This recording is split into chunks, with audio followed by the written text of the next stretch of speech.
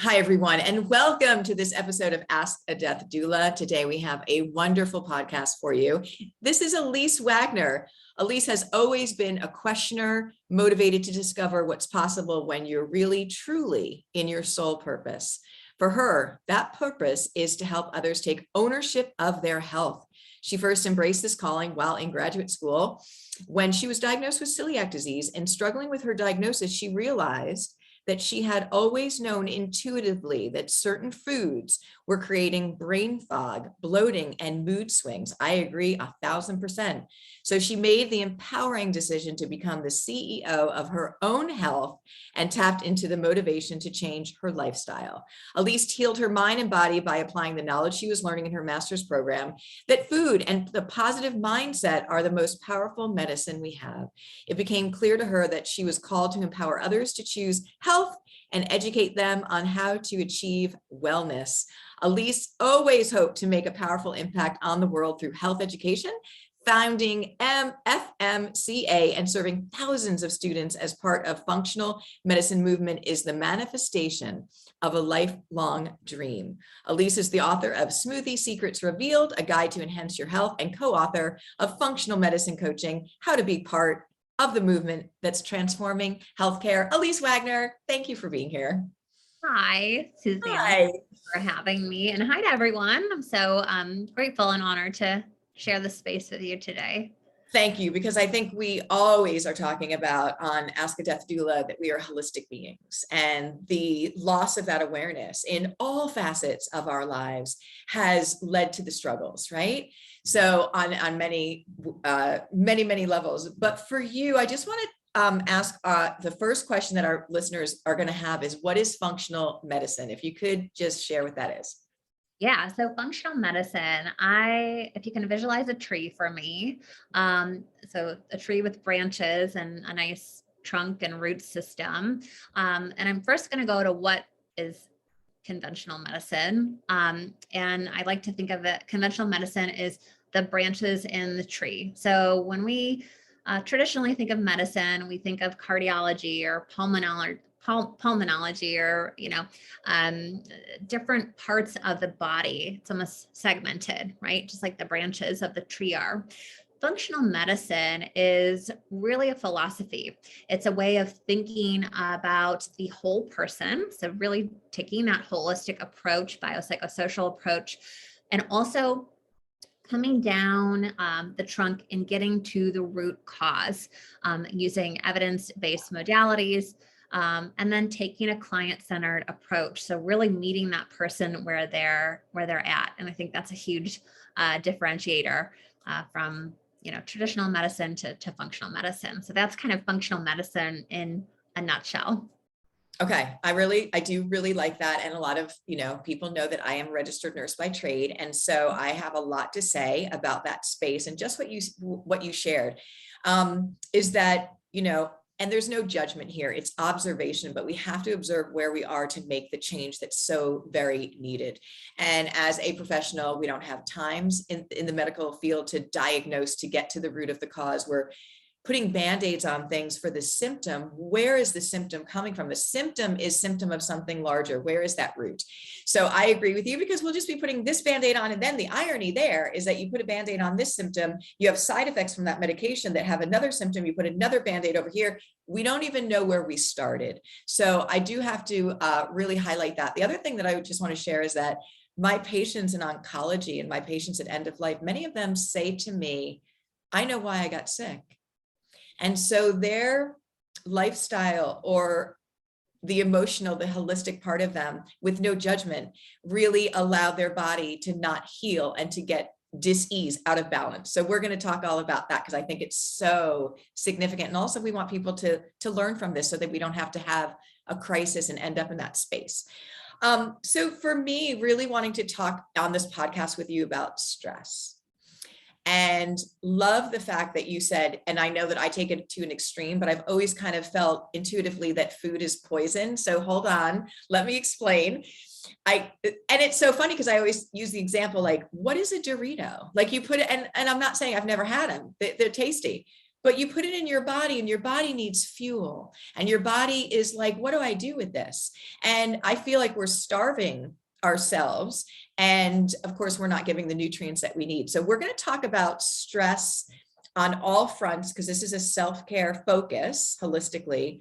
But I want to ask you about stress of environmental with the food and what kind of impact that has on this beautiful vehicle that we've been gifted to have this experience in. Wow. Yeah, this is a big topic here. The first thing that comes up for me, obviously, with a diagnosis of celiac disease, and I'm always questioning, well, why is this? Why did we have, we've had this crop of wheat for such a long time, and why now are we seeing just record-breaking statistics of autoimmune disease? And Yep. And I think Mark Hyman says this eloquently. It's not always, he says it's not the cow, it's the how, right? And I think you can apply that to a lot of different foods that we're eating. It's where, let me back up a quick second, because one of the things I forgot to mention about functional medicine is that it's a very individualized and personalized approach.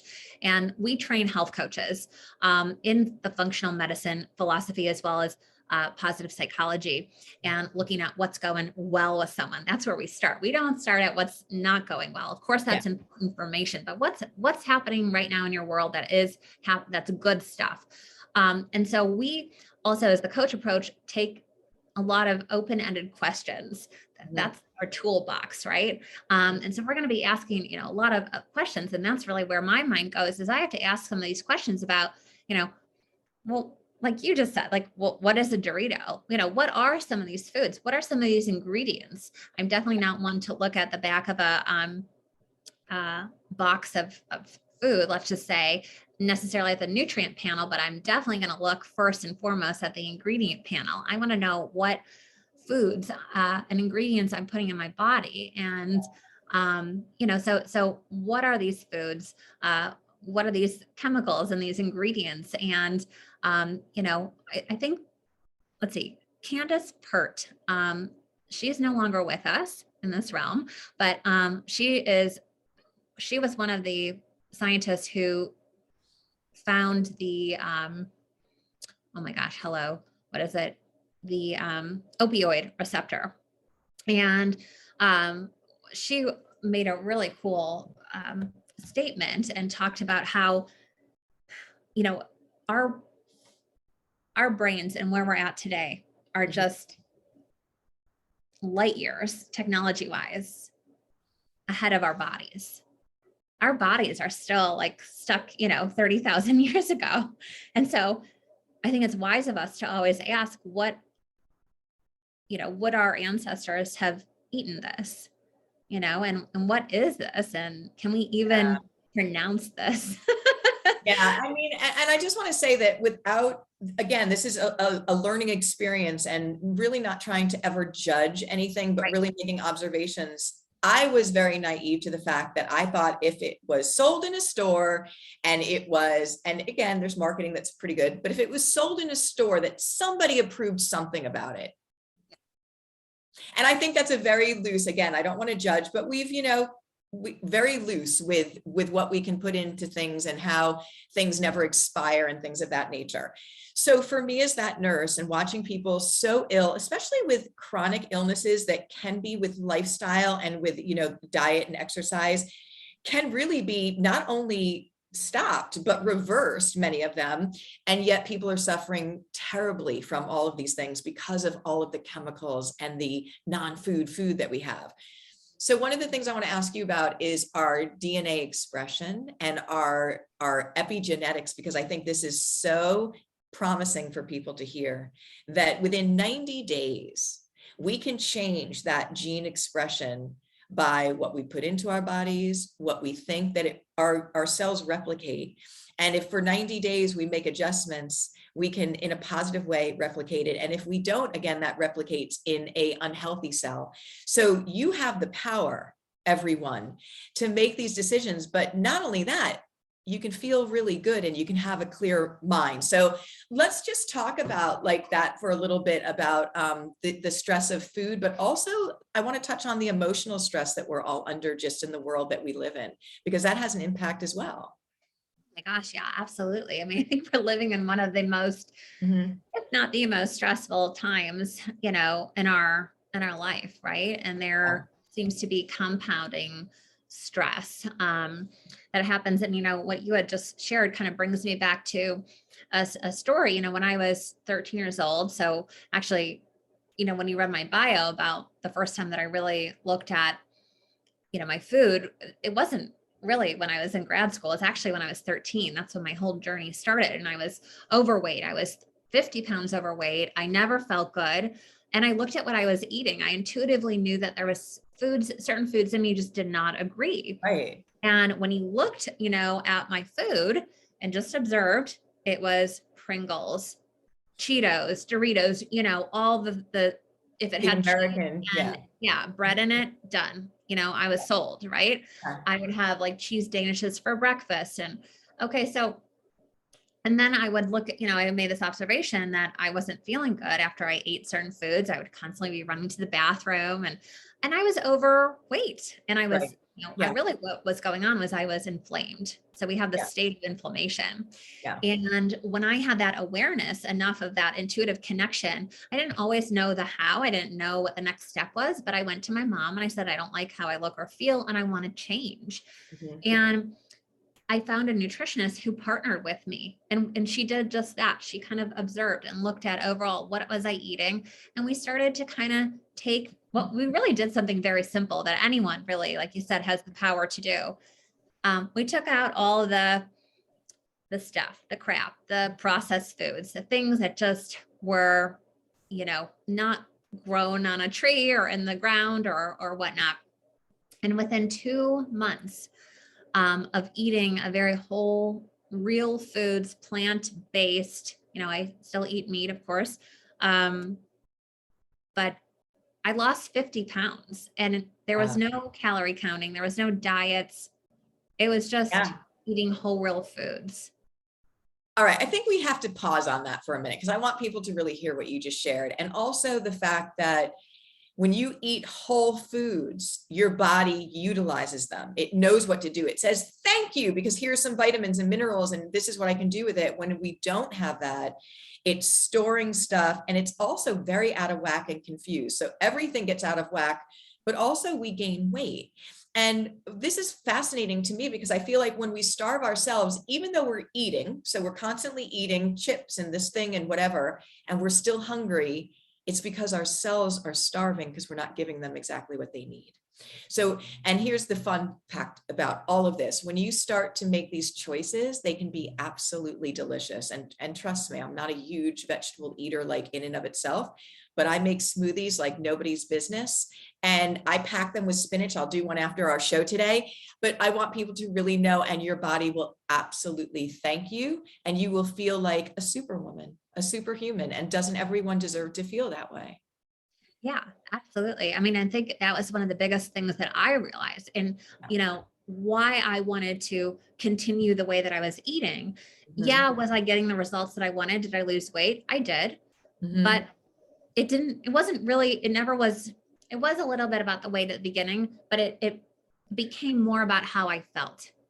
And the fact that I could Yeah. feel good in my body, not have to Yeah. go to the bathroom all the time. Yeah.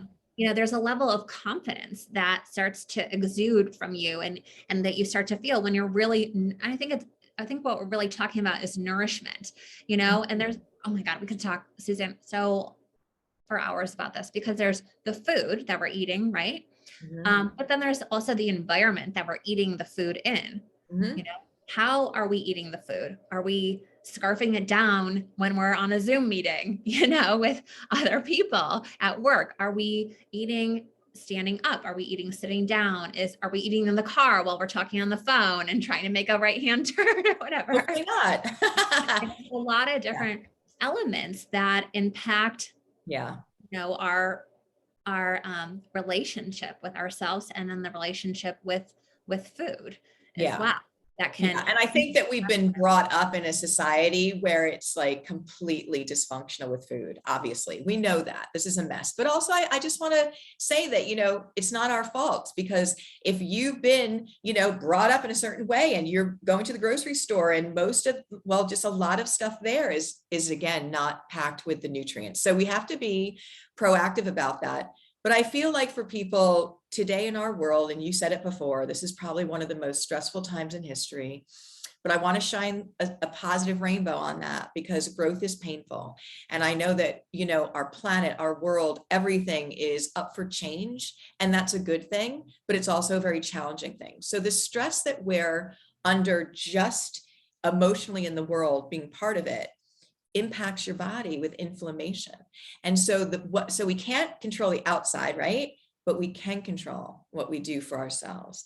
And so we want to talk for a minute about, again, the impact of stress with the nervous system. And then I'm going to let you share some tools and tips for our beautiful listeners that they can do really simply to balance that out and to restore to that beautiful homeostasis. Yeah, absolutely.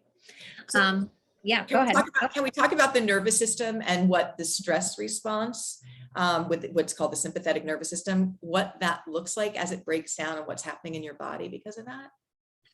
Oh yeah, we can talk about that. Again, that's another big one to unpack, but I think in a nutshell, what is happening, right, is we're just bombarded with things. Bombarded. Constantly. Yeah. I mean, we're in survival mode.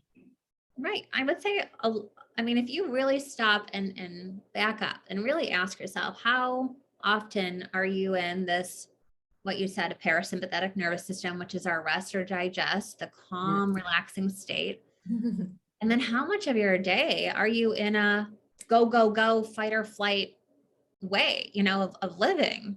If you really stop and ask yourself that question, I'd be really curious to see, and even if you're listening, I would love to hear, where you're at realistically. And of course, you need to be compassionate and non-judgmental with yourself first and foremost. That's one of my tips actually.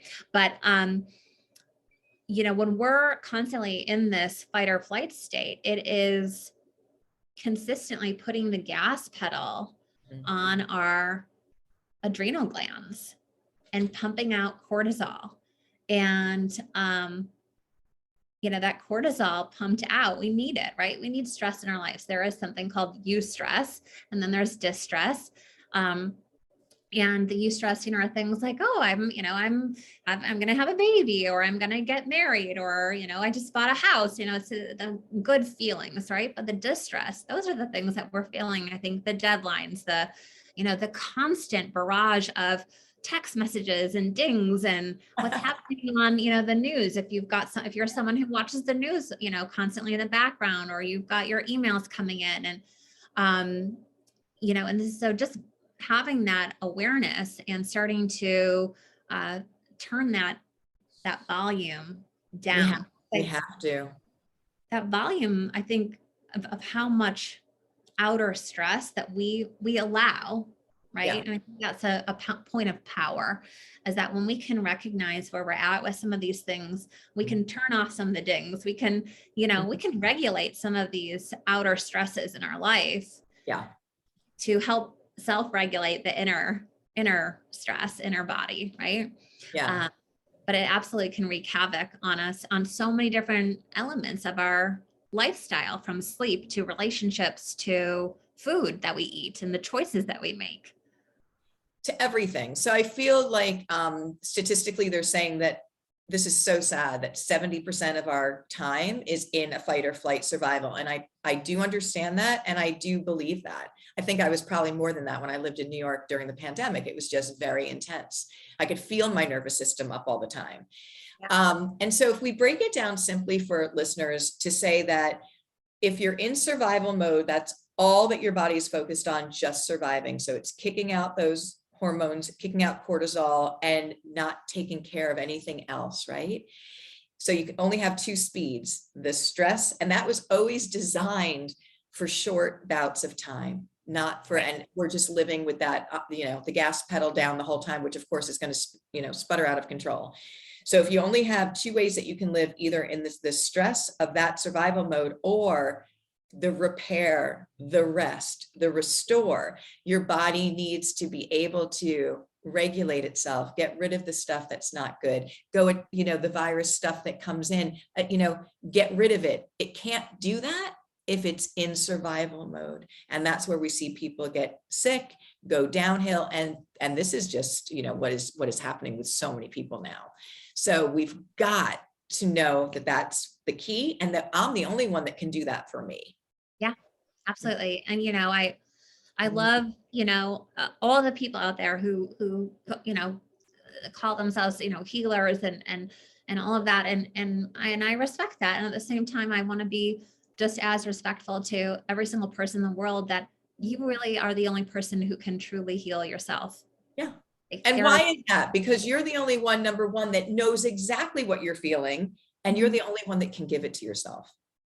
Yes. And I think So, that is giving that permission to allowing yourself, to get into start to move into a different direction, about a different. You know what I do, Elyse, when I'm working with our doula givers, is I tell them, because we talk about self-care all the time, and I tell them, when you are taking care of yourself, you are taking care of your patients, you are taking care of their families. And that really resonates with them, because they're like, wait, when I take a yoga class, I'm taking care of my patient, because I thought that was selfish. So I'm like, no, because you are a better version of you, that you are balanced and healthy and you can give out.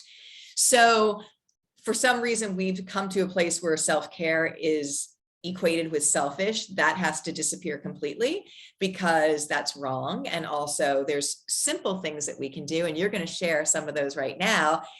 Just some great ideas. And I think you talked about it before. I look at it like we're an instrument, and we need to tune ourselves, right? So we need to, so we need to go ahead, and what do I need? I need a little quiet time. I need to shut that down. And so could you share some tools that you have that our listeners could use? Yeah, absolutely. I love that analogy of being an instrument. And I think one of the best tools that I can share with you all that you can start implementing today, like right now, is that question of understanding what you need. And a lot of people, and myself included, this is an everyday practice. So I do not have this on lockdown. I'm practicing it just as much as the rest of us. This really comes from nonviolent communication, and you can use this with yourself, with your partners, with your, coworkers, etc. But it's all about first identifying the feelings, because the feelings are things that we can be in tune with. Like, we know when we're off, we know when we're feeling stressed, angry, frustrated, disappointed. We can identify those. And, we also know when we're feeling elated and happy and excited, etc. But the way to get to your needs is by using those feelings. And the feelings are like the check engine light on a car. So whenever you are in a space of feeling, usually not we'll use more of the negative feelings that we don't like to feel, because a lot of us, let's be real, we don't like to be in that space of feeling angry and upset, although many of us operate from that space on a daily basis. So identifying the feeling, and then asking yourself, all right, I'm feeling frustrated, or I'm feeling, uncertain or anxious, or whatever it is. What is it that I need? What do I truly need? And then turning off all the outside noise and turning up that internal volume. Really asking yourself that question. You can do it in a mirror. You can just do it eyes closed, or do it with a pen and paper. See what comes up for you. What do you need? Do you need quietness? Do you quiet time, solitude? Do you need to connect with someone?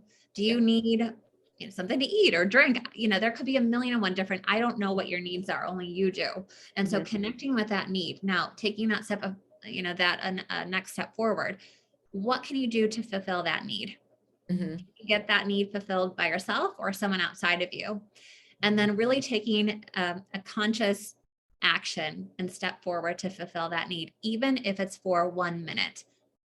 So that's kind of my first one. My first example or tip is the needs. The second one is tiny. I am a huge fan. Behavior change, I get it. We teach it. It can be difficult and hard to kind of swallow, especially in this world when we want things to change like yesterday. And so I'm a huge fan of tiny habits. and really taking that big thing that you want to work on, whether it's getting more sleep or waking up earlier or starting to drink smoothies in the morning, and asking yourself, how can I break this down just into the smallest next step that I can do, that you can do. And so sometimes that's habit stacking. Maybe you want to start a yoga practice or a meditation practice or something. Well, what can you maybe stack that habit onto, maybe for just 1 minute, 1 minute. And maybe that's something you already do in the morning, like make your coffee or your tea. And so that's a simple, easy way to, stack a habit and start something new. But just as hopefully, if, all my instrument players out there, I used to play the piano and the guitar and some other instruments, but you take care of your instrument, right? And typically, you might put it away or store it nicely and take it out. You might kind of brush it off.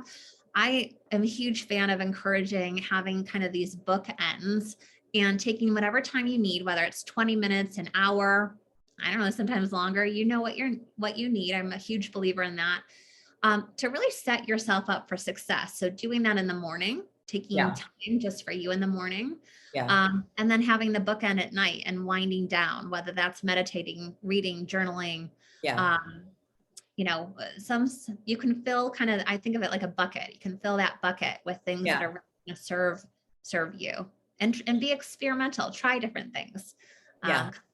What's one thing that might work for me might not work for you, or you might not like that. And that's okay too. So I love that. And I think that one of the things I often will say is, we are all works in progress, right? And so when you are not doing what you set out to do all the time, because things happen, do not get upset with yourself. Do not get down on yourself. Be gentle and kind, just like you would to somebody else. We're so hard on ourselves, and that usually lets us kind of, drop things and not continue. So I love those quick and easy tips. And I'll tell you, just some deep breathing for 1 minute of silence out in nature, 1 minute. And who doesn't have a minute? I think it's just the awareness of that and gifting that to yourself, because you are the caretaker of you. So I love the conversation and I love those tips. Can you tell people how they can follow up with you and get more information about what you do? Yeah, absolutely. So you can come on over to functionalmedicinecoaching.org if you're curious and interested in either becoming a functional medicine certified health coach or working with a functional medicine health coach to support you. You can, of course, come and follow us and hang out with me on Instagram. I'm at Elyse, ELYSE_Wagner.